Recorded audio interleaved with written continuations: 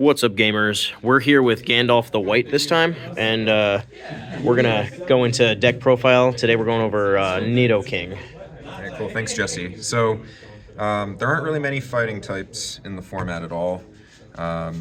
Fighting in general has a bad rap, doesn't really have an identity, and it typically is slow. It really just does decent damage, and it doesn't do anything cool. There's not a lot of ramp. There's not a lot of discard or interaction. So fighting's pretty basic and doesn't get a lot of love, even though it's good against Chansey and Tough. So from E-Reader, I thought this card was cool, mostly for Earth Rage, where you flip to be able to deal 10 to their bench. I think it is a put also, so it goes through Metal Energy. So yeah, that's the big hammer of the deck. It typically is a little hard to get stage 2s up and running, so I run a 3-3-4 line of it. And it's usually I was running a 3-3-3, but it was a little hard to get set up. The 4-3-3 just felt very consistent. This is all E-Reader. All of the attacks are actually useful. It's a little weird to go from grass into fighting, but grass can sometimes be relevant, fighting can sometimes be relevant, so swapping between the types is not the worst thing. The weaknesses fluctuating aren't the worst thing, and the lightning weakness is really nice in a Rocket Zapdos heavy meta that we have right now. So I really needed to figure out who to pair up with this guy. It was typically hard to feel good about running a stage 2 when so many decks are really fast. So I ended up pairing it with Steelix, which is very familiar to the meta. It's a similar bench griefing deal. They can both leverage DCE. Metal on Nidoking isn't the worst thing, especially with Nidorino's deal 10 to self on the triple colorless attack that it has. So these guys also, because they resist grass, kind of helps Nidoking if there is a grass deck. You don't feel like you're just going to get totally blown out. Nidoking comparably can deal with fire. So there's some nice typing synergy going on with these two. But I only run that at a 2-2 line because you really want Nidoking front and center attacking. The Steelix is more of a backup option. Obviously a good card. We all know what it does. It's very familiar to see paired with bats and other things.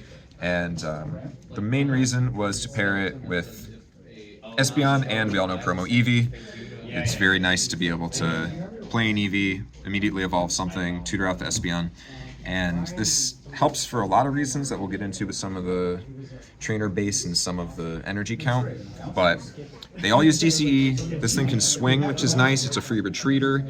It allows you to bounce warp energies, and just in general, this deck needs a lot of different kinds of energies. So being able to bounce an energy just means there's no such thing as a bad attach. You don't feel bad attaching something to a Cleffa if you can get it back out. And speaking of Cleffa, we run 4, right? So that shouldn't surprise anybody.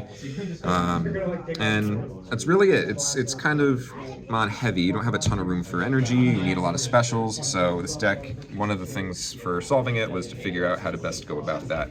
So, and obviously for Onyx, Southern Islands is the best way to go. I think most people are on board with that. And yeah, so we can go straight into trainer base from here. It's a really straightforward beginning. You're going to do your, I think this is the most common package, but you're going to do 2 Oak, 2 Comp Search, 2 Item Finder. I do like to put Elm in some decks. This isn't one of those decks. It doesn't really care about recursion. You want to get your board set up as much as possible. You want to get a Nidoking up front and center, then you can start warp bouncing and stuff like that. 2 Gusts is just also standard.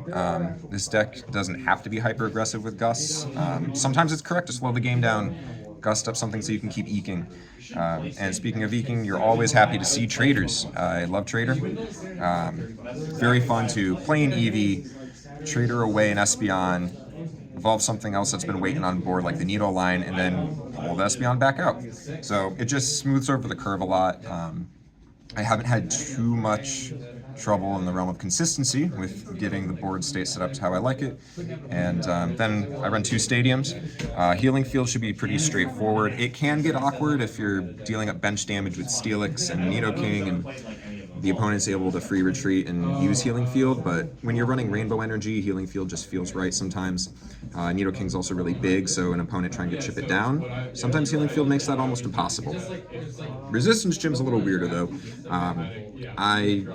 It's not super popular, but I've liked it for kind of breaking game state's wide open. So if Nidoking can resist a Rocket Zapdos can also resist Nidoking.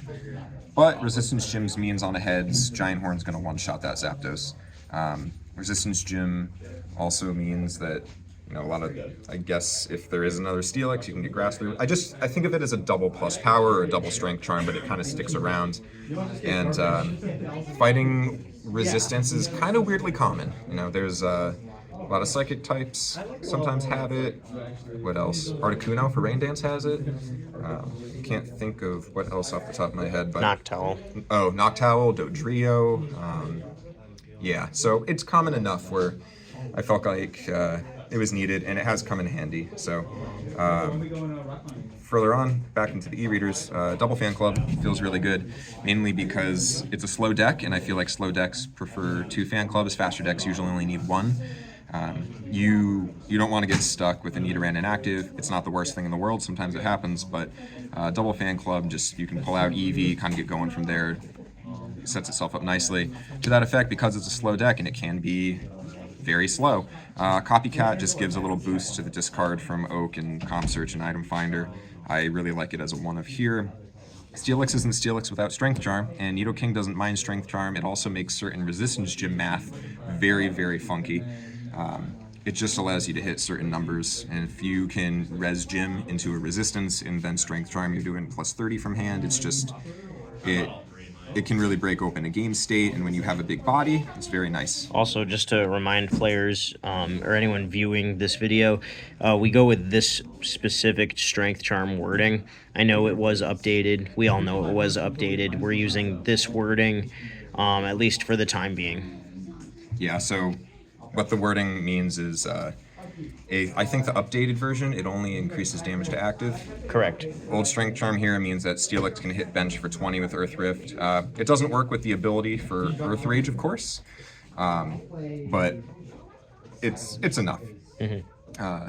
Again, slow deck. I like 2 Desert Shaman. It's a little controversial, I guess. Some people love it, some people hate it.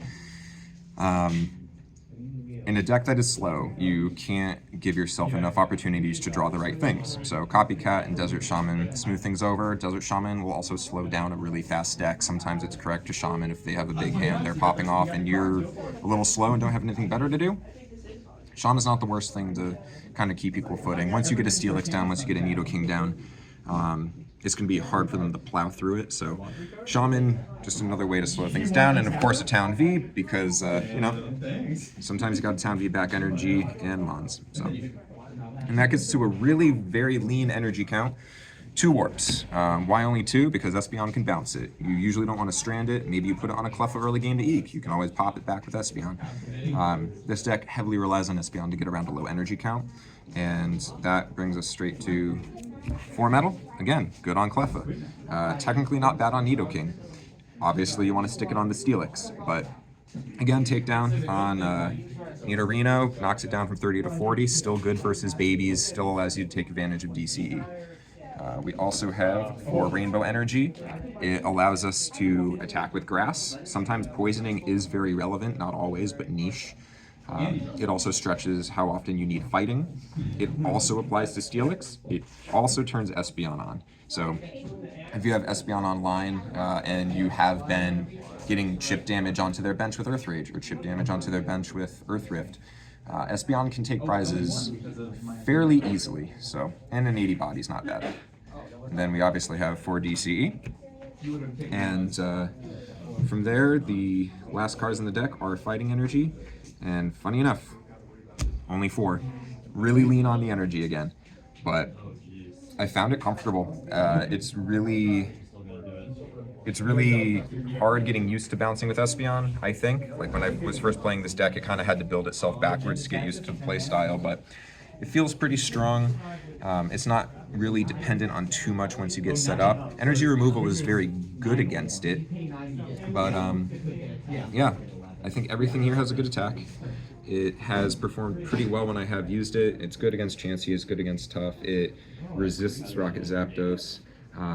The biggest concern I have for Nidoking is its weakness to Scyther, because that is very splashable. It can attack off a triple colorless, but then Steelix resists Grass. So that's it. That's Nidoking. I think I don't think I missed too much on the interaction front. Just real quick check.